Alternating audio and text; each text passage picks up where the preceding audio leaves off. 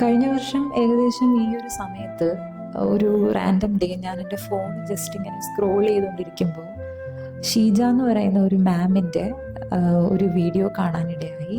പുള്ളിക്കാരി ഒരു ലൈഫ് കോച്ചാണ്. അപ്പോൾ ഞാൻ പുള്ളിക്കാരിയുടെ വീഡിയോസൊക്കെ ഇങ്ങനെ കണ്ടുകൊണ്ടിരുന്നപ്പോൾ എൻ്റെ ക്യൂരിയോസിറ്റി കൂടി.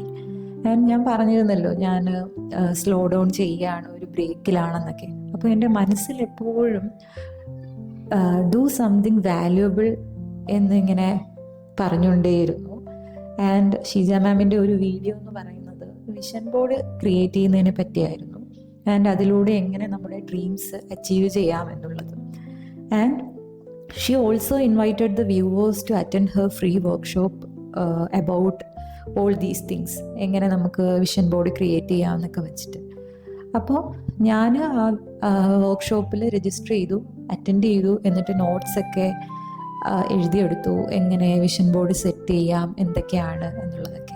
ഇതിനു മുന്നേ ഞാൻ വിഷൻ ബോർഡിനെ പറ്റി അറിയുന്നത് പേർളി മണിയുടെ ഒരു വീഡിയോ കണ്ടിട്ടാണ്. പക്ഷെ അന്ന് ഞാൻ ക്രിയേറ്റ് ചെയ്യാനൊന്നും മുതിർന്നില്ല. പക്ഷേ ഇതിപ്പോൾ കണ്ടപ്പോൾ എനിക്കൊരു മോട്ടിവേഷൻ ഉള്ളിൽ വന്നു. അങ്ങനെ ഞാനും ഒരു വിഷൻ ബോർഡ് ക്രിയേറ്റ് ചെയ്തു. അപ്പോൾ ഞാൻ ഈ വീഡിയോയിൽ പറയാൻ ഉദ്ദേശിക്കുന്നത് എന്താണെന്ന് വെച്ചാൽ, ഞാൻ ക്രിയേറ്റ് ചെയ്ത വിഷൻ ബോർഡിലെ കുറേ പോയിന്റ്സ് എനിക്ക് ടിക്ക് ചെയ്യാൻ പറ്റി. അപ്പോൾ എനിക്കത് കാണുമ്പോൾ ഒരു കോൺഫിഡൻസും ഒരു സന്തോഷമൊക്കെ തരുന്നുണ്ട്. അപ്പോൾ അത് നിങ്ങളിലേക്കും ഒന്ന് എത്തിക്കാം എന്ന് വിചാരിച്ചിട്ടാണ് ഞാൻ ഈ വീഡിയോ ചെയ്തത്. ശരിക്കും പറഞ്ഞാൽ വിഷൻ ബോർഡ് എന്ന് പറയുന്നത് ഒരു മാജിക്കോ മന്ത്രമോ ഒന്നും അല്ല.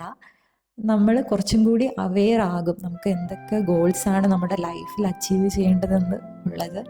അതിനെപ്പറ്റി നമ്മൾ കൂടുതൽ അവെയർ ആവുകയും നമ്മൾ അതിനു വേണ്ടി പരിശ്രമിക്കുകയും ചെയ്യും. അങ്ങനെയാണ് അത് അച്ചീവ് ചെയ്യാൻ കഴിയുക. അപ്പോൾ എങ്ങനെ വിഷൻ ബോർഡ് ക്രിയേറ്റ് ചെയ്യാമെന്നുള്ളത് ഞാൻ അടുത്ത വീഡിയോയിൽ അപ്ലോഡ് ചെയ്യാം.